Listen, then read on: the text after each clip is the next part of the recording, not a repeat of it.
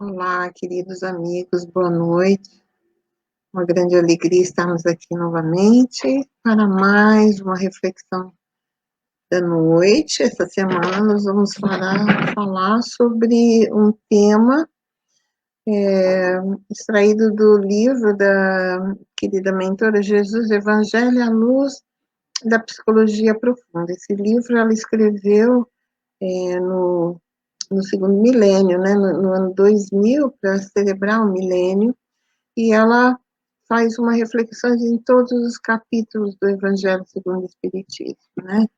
E esse é referente ao capítulo 12, e no item 10, que se intitula o ódio.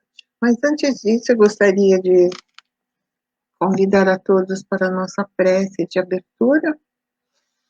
Então, cerrando os nossos olhos físicos, abrindo a nossa alma, para que Jesus possa estar dentro de nós. Que Jesus possa estar em sintonia. Que nós possamos estar em conexão com Ele.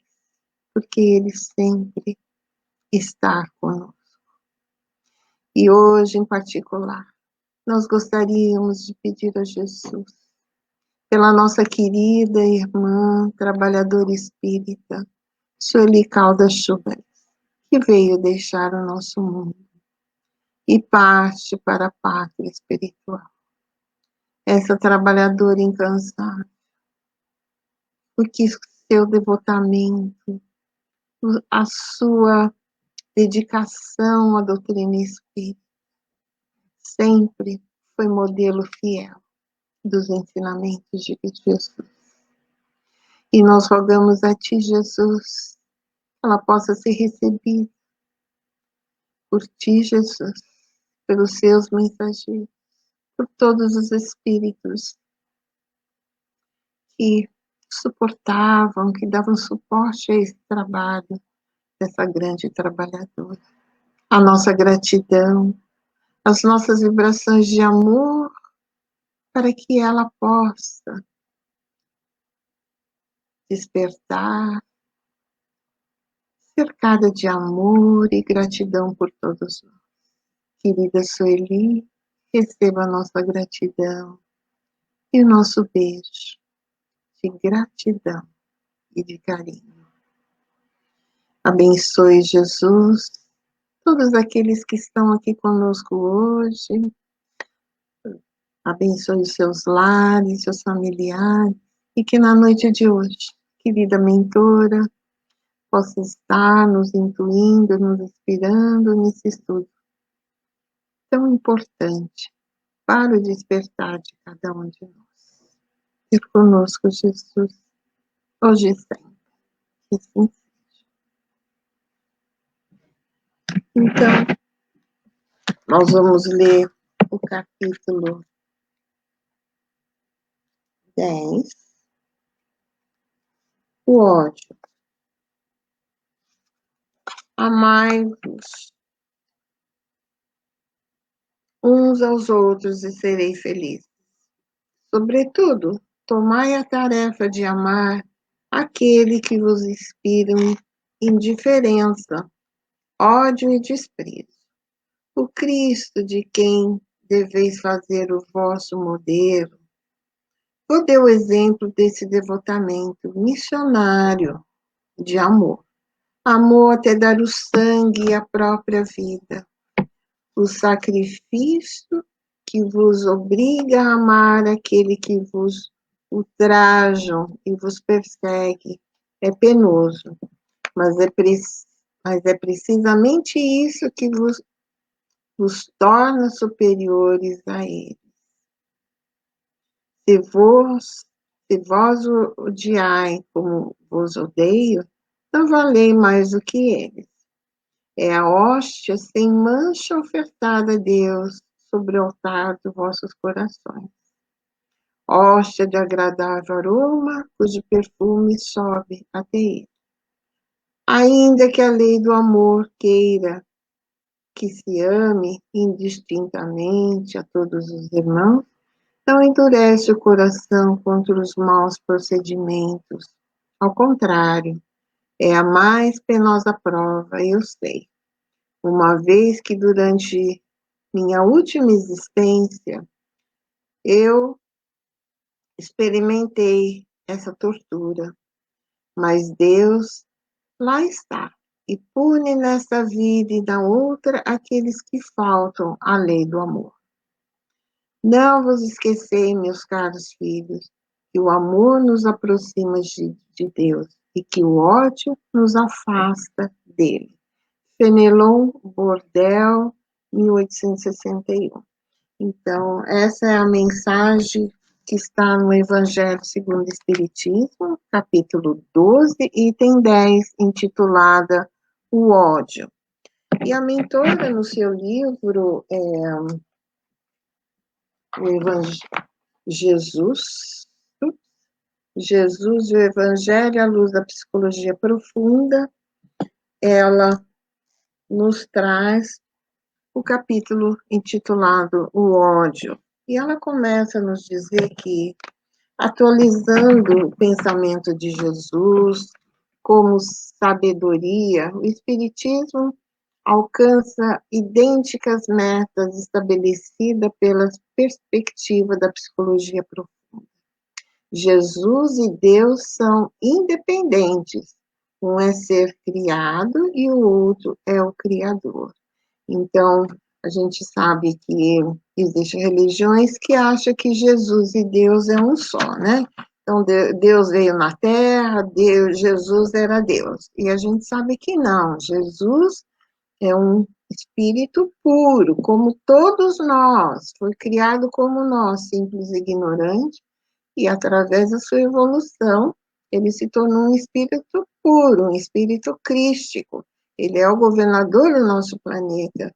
E ele, então, veio, reencarnou, para que pudesse estar entre nós e dar o exemplo de todas as leis que Deus nos apresenta, né? A lei do amor, ele vivenciou todos os seus ensinamentos. Então, ela continua dizendo que a ultrapassada ortodoxia teológica responsável pela composição do filho-pai torna-o encausado, atropela a lógica e a ética mais elementares, que não encontram respaldo nas narrativas do Novo Testamento. Então, é isso.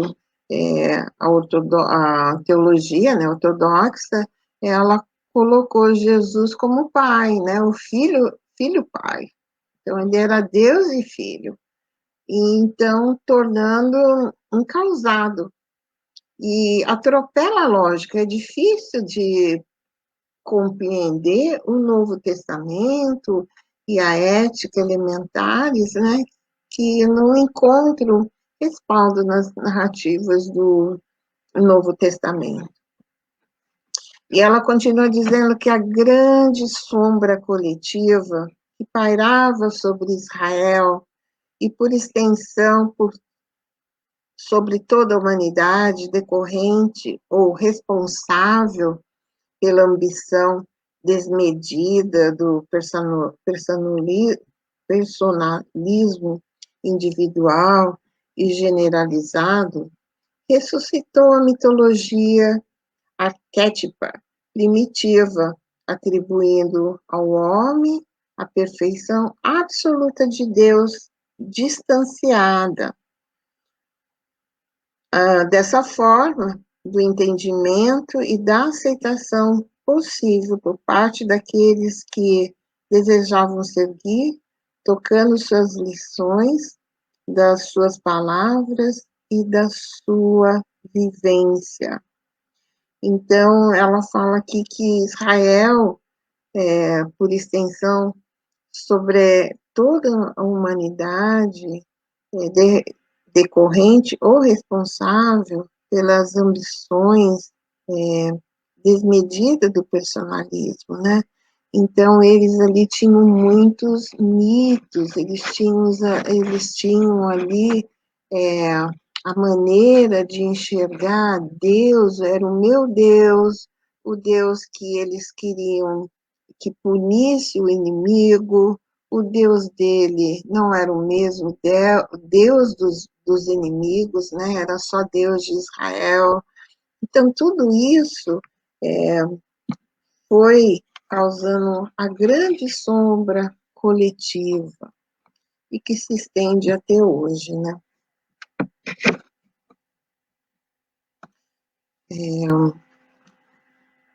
Na excelsitude dessa sua incausalidade, infinitamente distanciada da condição de humanidade, tornaria todo o apostolado impossível de ser tornado realidade, porque os homens necessitados de renovação encontravam-se mergulhados na escuridão, retidos no seu lado escuro, não tendo como entendê-lo, e menos ainda, não dispondo de qualquer possibilidade de alcançá-lo. Então, os homens, Jesus sabia que aquele mesmo seu apostolado era impossível de se tornar a realidade dos seus ensinamentos, porque ali estavam mergulhados ainda numa escuridão, no seu lado escuro, né? E não, muitas coisas não podiam compreender e nem tinha possibilidade de alcançá-lo, tão grande que é Jesus, né? Como, porém, ele, Jesus, lutou com austeridade e conviveu com os problemas vigentes, estabelecendo novos critérios fundamentados no amor, delineando mudanças imediatas de costumes e conduta. Tornou-se acessível, provocando incontinente as reações previsíveis daqueles que viam das migalhas sociais, econômicas e políticas, repudiando e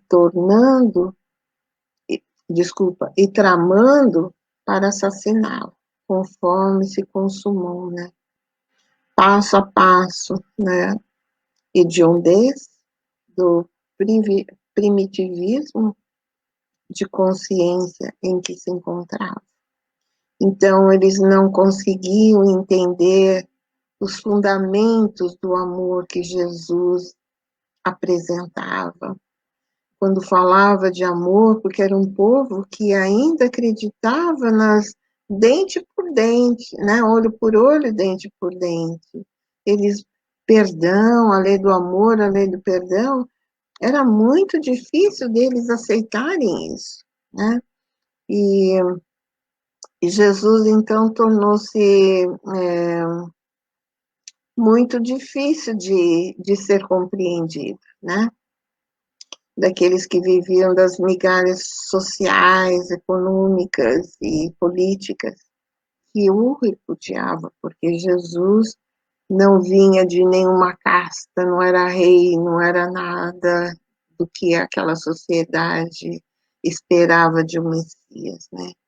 Eles não conseguiam ver a grandeza do ser Jesus, o Jesus homem, né? Como um ser tão puro. Eles simplesmente achavam impossível a, as ideias que Jesus apresentava. Então, porque só o amor é capaz de transformar as criaturas. Todos nós somos repletos de sentimentos, alguns de ódio, de rancor, tristeza e rebeldia, ingratidão, mas é difícil despojar disso tudo, para que os sentimentos puros do Evangelho possam, enfim, habitar os nossos corações. Quando nós nos tornamos permeáveis a ela, né? Aí sim, porque o Evangelho é um remédio que cura chagas milenares, desembaraça teias que o ódio construiu ao longo de muitas vidas, né? Que nós viemos trazendo. Só através da vivência desse Evangelho que nos ensina a burilar os nossos sentimentos, é que nós conseguiremos, né, trazer os ensinamentos de Jesus para o nosso dia a dia, para a nossa vida. Então, a gente sabe que o Evangelho é o bálsamo que alivia as dores das nossas intolerâncias, da nossa maldade, tudo aquilo que nós fizemos o outro sofrer e que agora nós experimentamos. Ela continua dizendo que o humano, ele lamentou a selvageria do ódio, de que se utilizaram os adversários, não apenas dele, senão de tudo quanto de renovador e unificável ele apresentava e difundia. Então, não era só a pessoa de Jesus, mas tudo aquilo que ele apresentava e, apresentava era repudiado com muita selvageria pelos homens.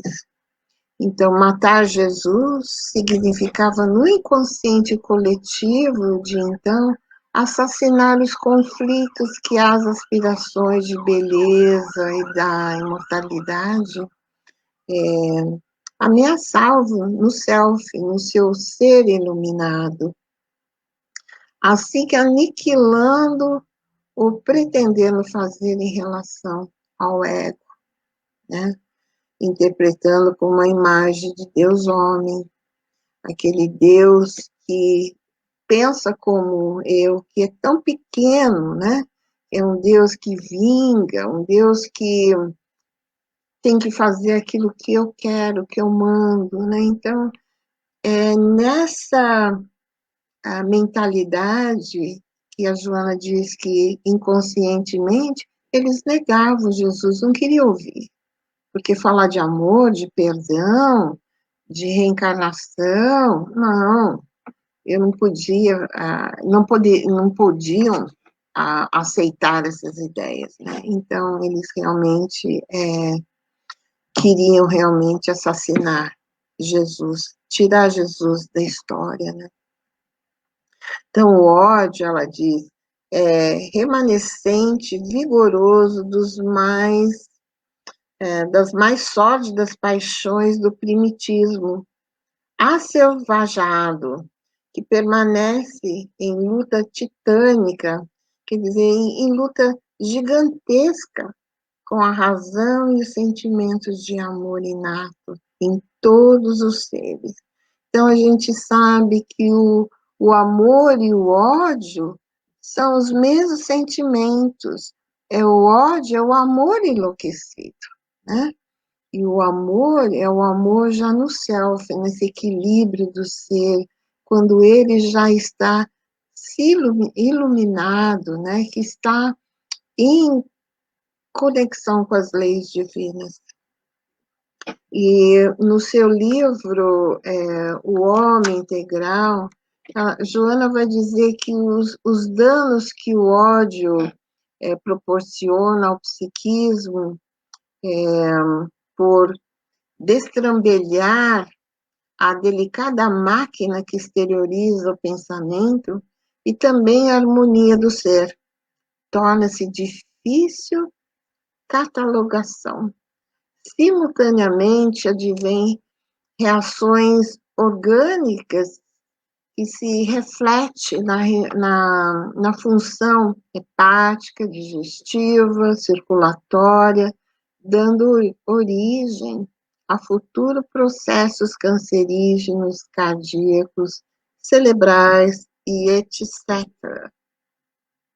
E ela diz também que a irradiação do ódio é portadora de carga destrutiva, que não raro corrói as engrenagens do emissor, daquele que emite, como também alcança aquele contra quem vai direcionado.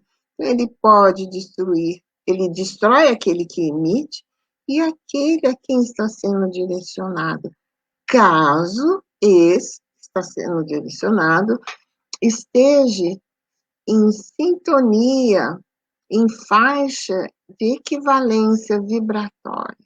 Isso está no capítulo 2 do seu livro O Homem Integral. Nós vemos que o ódio é energia. Quando nós recebemos um e-mail ou uma carta de alguém que coloca o seu ódio, as suas energias, ao pegar essa carta, nós estaremos nos contaminando com elas se nós aceitarmos aquelas ideias, se nós nos prendermos naquelas reflexões, naquelas palavras. Então, toda vez que nós recebemos alguma coisa deste gênero, devemos orar e pedir a Deus que ilumine aquela pessoa que está nesse momento com a mente doente, desequilibrada, para que essa corrente se anule, né? Divaldo tem uma palestra muito interessante no YouTube que ele fala sobre o ódio, né? E ele quem faz essa elucidação, falando do papel, quando você pega uma carta ou quando você lê um e-mail, você fica sobre aquelas vibrações, de tão forte que isso é. Então, a gente tem pouca entendimento do que o nosso pensamento é capaz. Por isso que a mentora nos fala, pensar bem é um ato que todos nós devemos educar. Se eu penso mal, eu devo substituir aquele pensamento ruim por um pensamento salutar, saudável, né? Se eu estou com raiva de alguém e eu penso mal dela, anula, vibra ela em luz, ilumina, é meu irmão, a minha irmã em evolução. Ninguém é perfeito, eu também não sou. Eu também quero ser compreendido e ela também. Então, nós temos que nos amar.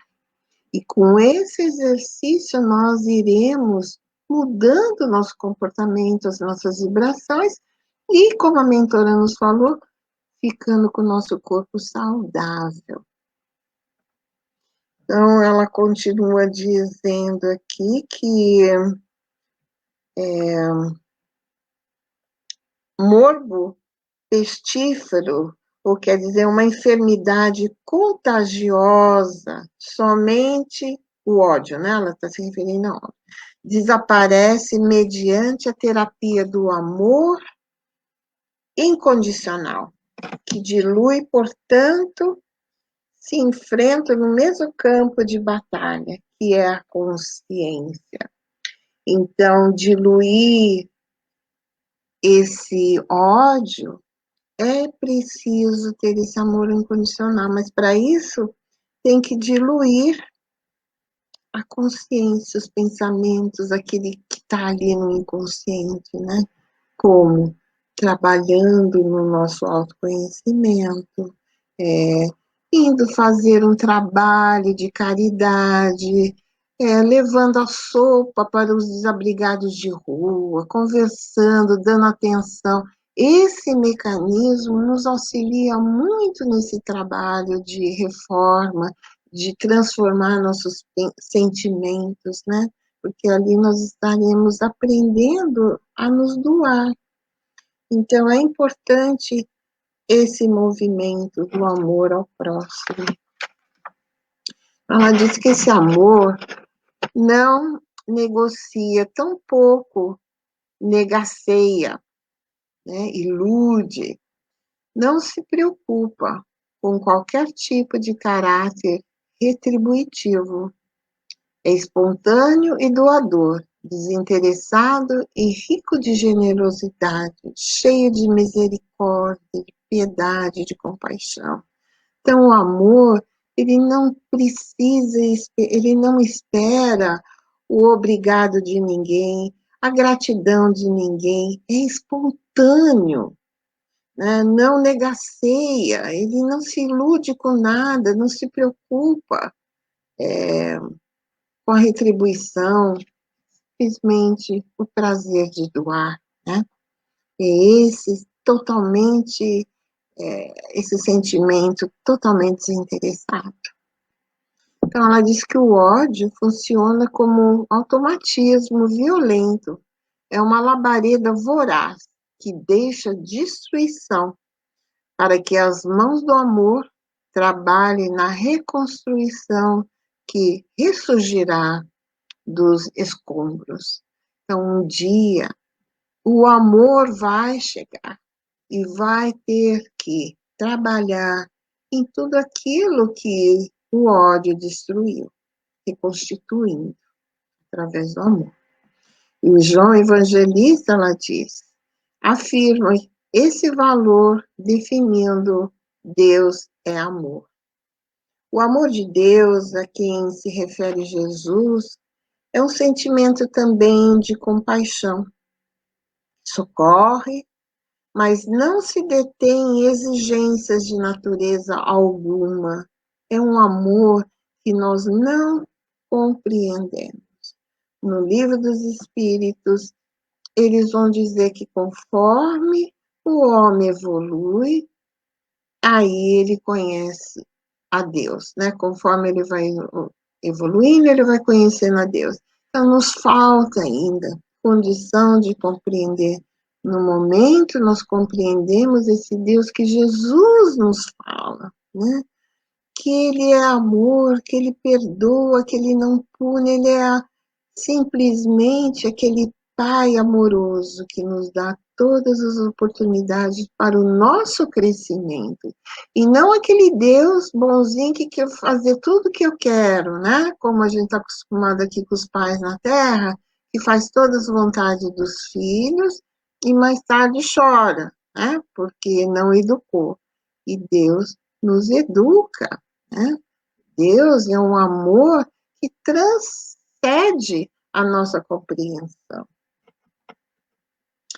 E todos os seres sencientes, ou seja, capazes de sentir ou perceber através do sentido, têm necessidade de amor, que constitui alimento irrecusável.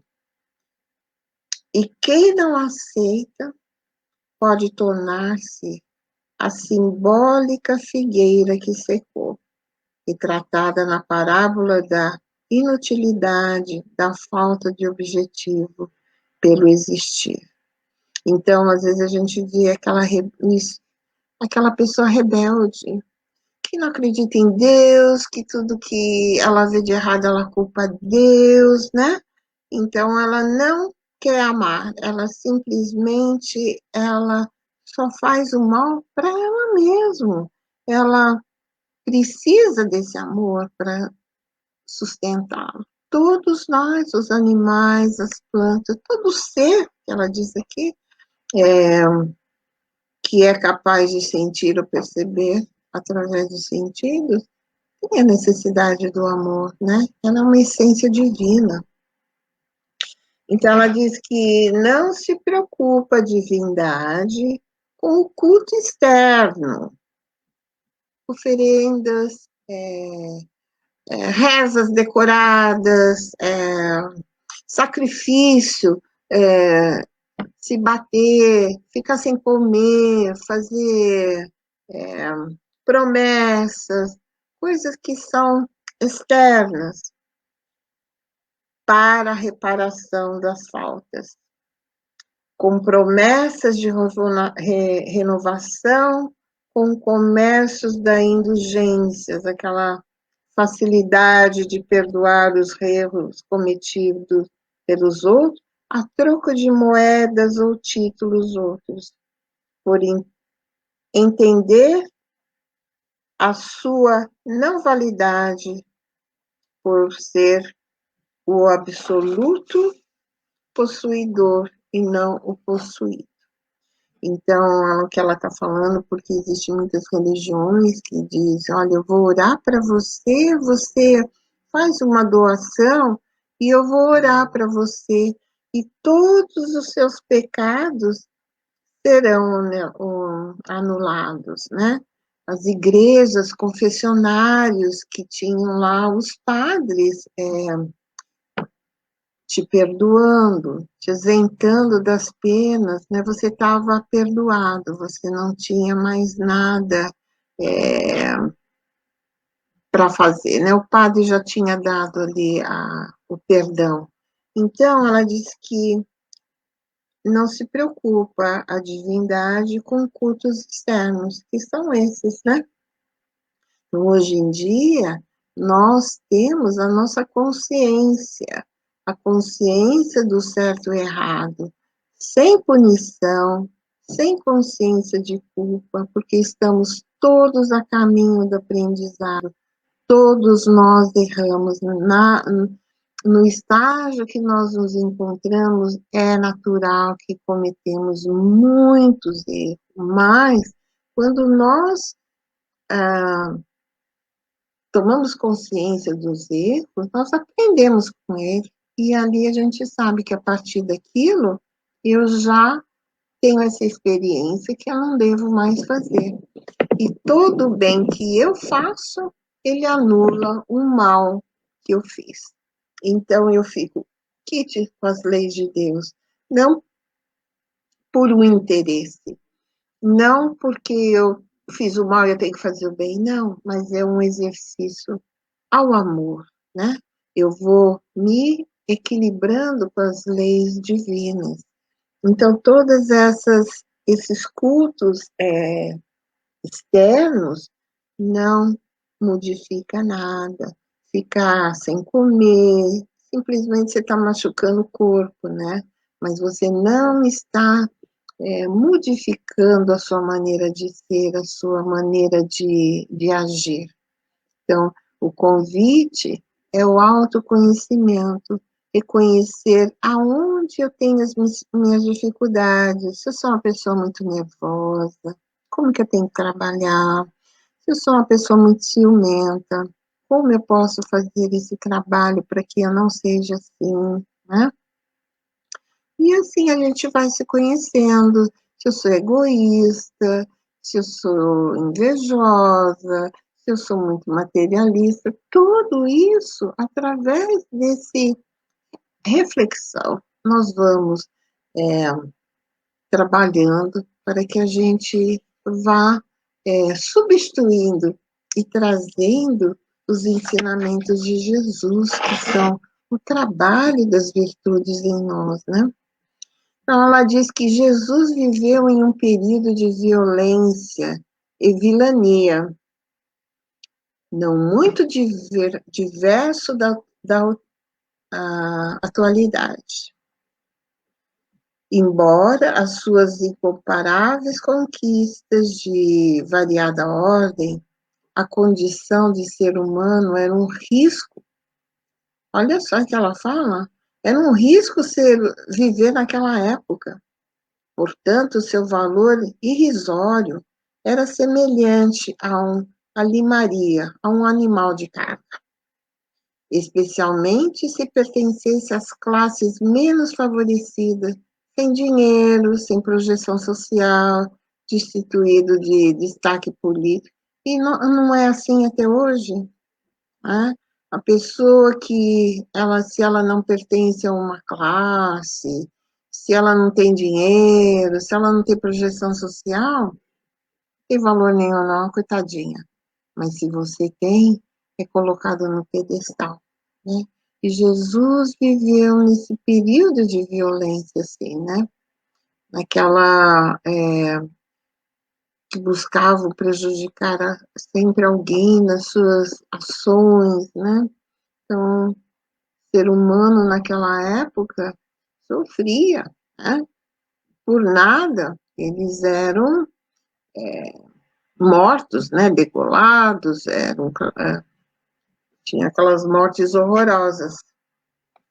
E ela diz que Jesus rompeu o convencional e inaugurou um especial compromisso com a vida, o amor de misericórdia. Imagina Jesus falando de amor para aqueles barbários, né? Como era difícil de compreender o que o Cristo queria nos dizer, né? Ela diz que a sombra coletiva de Israel não podia entendê-lo. E Jesus sabia disso, mas se tornava urgente lançar as bases e as balizas, né, os sinais orientados. Jesus sabia que aquele era o momento certo que ele tinha que vir trazer, porque os frutos dos seus ensinamentos veriam muito mais tarde, como ele sempre anunciou nas suas promessias, na terra prometida, um novo mundo. E nós sabemos, nós estamos nos adentrando no mundo de regeneração, um novo mundo, onde aqueles que são puros de coração, aqueles que são bons, aqueles que já estão se esforçando para se melhorar, serão os eleitos, né? Então, Jesus já 2000 anos atrás, ele já trazia esses ensinamentos e essas profecias. Então, ele diz que no reino de Deus, preparando os dias para o futuro. Então, era isso que Jesus já anunciava. Ele estava preparando esse reino, né? Assim, pouco importava o tributo que o homem Jesus teria que pagar para a fundação da era nova entre os demais homens. Então, Jesus, ele sabia de tudo que ele ia passar, mas por amor a nós, ele veio e nos ensinou a carne. É possível. E quantos missionários de Jesus, quantos precursores antes e depois de Jesus vieram para nos falar desse reino prometido, né?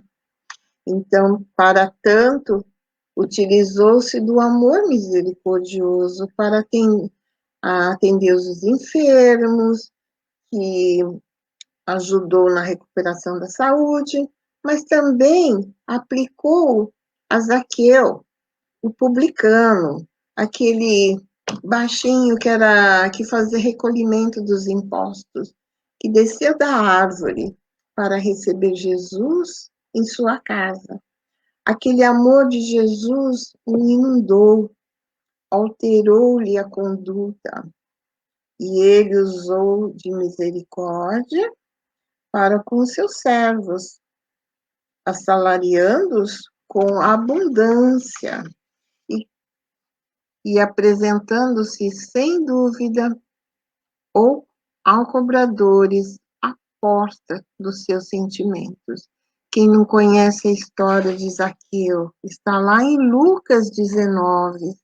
Então, é assim, Jesus entrou em Jericó e foi atravessando a cidade. Ali vivia um homem rico chamado Zaqueu, chefe dos cobradores de impostos. Ele queria ver Jesus, ele queria saber quem era Jesus, mas não conseguia por causa da multidão, era muita gente. Como ele era muito pequenininho, né? E ele, então, correu na frente de todos, né? E subiu numa árvore a fim de ver Jesus, pois ele sabia que Jesus ia passar por ali. E quando Jesus chegou naquele lugar, olhou para cima e disse: desça depressa, Ezequiel, pois eu tenho que ficar na sua casa hoje. E Ezequiel, então, desceu, e desceu depressa. E diz Emmanuel que ele andava de braço dado com Jesus. Abraçou Jesus e foi. E os discípulos atrás, vendo Jesus ali abraçado com ele, ficaram indignados. Como Jesus deixa esse homem, cobrador de impostos, né, que tira o dinheiro dos outros, mas Jesus sabe o que faz, né? Então ele desce depressa E o recebeu com grande alegria. E Zaqueu disse a Jesus: eu darei metade de tudo que eu tenho aos pobres. E se enganei alguém para tirar alguma coisa, eu devolverei 4 vezes mais. Jesus lhe disse: hoje a salvação entrou nessa casa, pois este homem também vem da família de Abraão. O Filho do Homem veio para procurar e salvar os perdidos. E a gente sabe que Ezequiel é o nosso querido Bezerra de Menezes, né? Que já na época de Jesus, ele fez essa transformação, deu grande salto, foi amar. Então, aquele homem deixou a sua sombra, Joana continua falando sobre Zaqueu. Então, aquele homem deixou a sua sombra ser desse lugar a síntese do conhecimento com os sentimentos, inundando-se de conscientização dos deveres em relação a si mesmo e ao seu próximo e à vida. Então, ele realmente entendeu que era necessário fazer esse movimento, e assim o fez. Então, ela diz que todo ser humano tem que realizar o seu trabalho de autoiluminação. E após fazê-lo, nunca mais será o mesmo, como Ezequiel. Jamais Jesus fará a tarefa de outrem, ou por outrem. Todo o seu amor é disciplinante e engrandecedor, nunca tornando o ser pigmeu ante a sua grandeza moral, porém, descendo-lhe ao nível para erguê-lo, até onde lhe seja possível alcançar. É tão lindo essas palavras da mentora. Então, ela diz que Jesus não vai fazer o meu trabalho para mim me melhorar, para me auto-iluminar, né? E nem para ninguém. Então, ela fala que todo o seu amor é disciplina e engrandecedor. Ele, o seu amor é tão grande que nunca vai tornar o ser pequeno diante da sua grandeza. Jesus, ele não humilha ninguém. Ele não se põe na posição de pedestal. Olha, eu sou... Não, ele é amor. Ele nos acolhe com compaixão. O seu amor é tão grande que não tem egoísmo, que não tem orgulho, não humilha ninguém, pelo contrário, ele se abaixa até onde dá, até onde é possível para erguer aquele ser que está querendo se melhorar.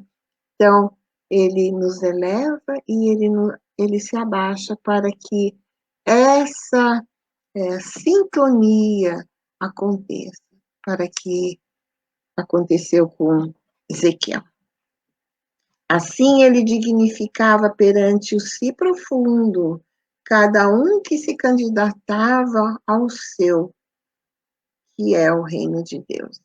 Então, Jesus, toda vez que um ser, uma das suas ovelhas, está preparada para fazer essa mudança, está querendo realmente fazer esse movimento, Jesus envia os seus mensageiros, espíritos bons, e Ele mesmo, da onde está, que nos conhece todos pelo nome, estará nos auxiliando nesse processo. A mentora termina dizendo que o ódio permanece no mundo na condição de loucura, que o tempo amorosamente irá desfazendo, fertilizando as plantulas da misericórdia, que é o germinar desse amor nos solos dos sentimentos. Então, a Terra está num processo de reciclagem. O mal não terá mais espaço. A gente sabe que muito amor existe na Terra nesse momento, quantas pessoas se doando, quantas pessoas se preocupando com a dor do outro. Então, a gente já sabe que o ódio está se afastando no nosso planeta e o amor, esses espíritos que estão reencarnando, trazendo ensinamentos, vivenciando o amor, é o amor em ação. Então, enquanto paire na sociedade a sombra coletiva, é necessário entrar os homens cheios de misericórdia, assim como cheio de misericórdia é Deus. E assim ela termina o capítulo.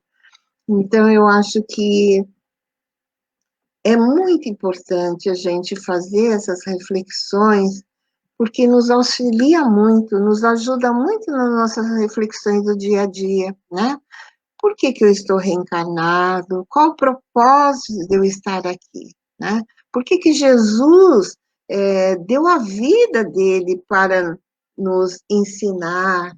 Então, tudo isso tem um significado muito grande. E quando Jesus partiu desse mundo, quantos missionários voltaram na carne para relembrar os ensinamentos do Cristo? E até hoje, né? Missionários chegam, a gente vê nos vídeos na rede social, crianças, 3 aninhos, nem falam direito, falando de Deus, lendo a Bíblia.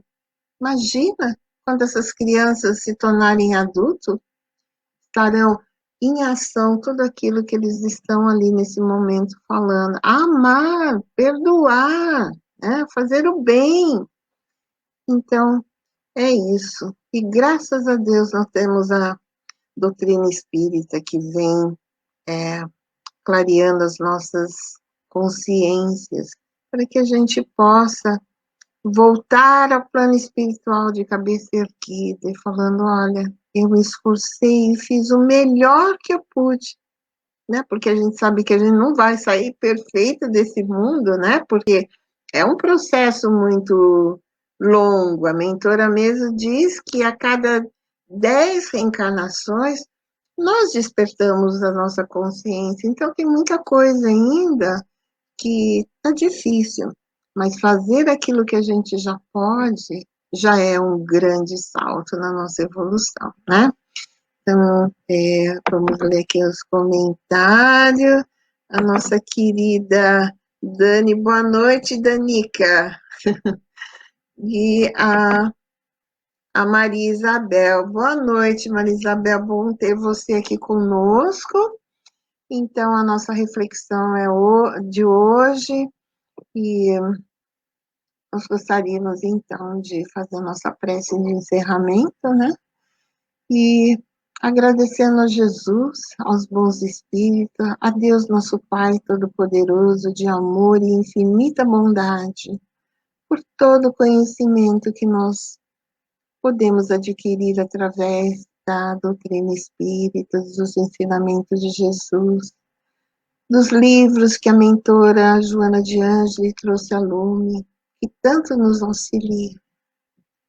A nossa gratidão por esses seres iluminados que se dedicam em trazer a grandiosa iluminação para que nós possamos despertar a nossa consciência para dias melhores. Possamos, Jesus, ainda nessa reencarnação, estar desperto para o amor, perdoar aqueles que nos ofendem, aqueles que ainda não te compreendem, ou talvez não te conhecem, mas que nós já podemos fazer, porque sabemos que tu és o caminho, a verdade e a vida. E que Deus, nosso Pai de amor e infinita bondade, possa colocar no nosso coração essa chama do amor, para que ela possa crescer a cada dia, nas reflexões que faremos sempre sobre os ensinamentos de Jesus. a querida mentora possa abençoar a cada um de nós, se adentrando aos nossos lares, abençoando as nossas águas fluidificadas, para que a gente possa ter o remedinho homeopático para as nossas almas, nos equilibrando e nos auxiliando. Possamos ter uma semana de luz e muita paz. Que Jesus nos abençoe e que fique conosco hoje e sempre. Que assim seja. Então, desejando a todos muita paz e que Jesus possa, que Deus em sua infinita bondade nos abençoe e nos guarde, com certeza, Dani, é isso que a gente confia, né? E tem a certeza de que Deus está sempre nos abençoando. Então, tenham todos uma boa semana e muita paz a todos.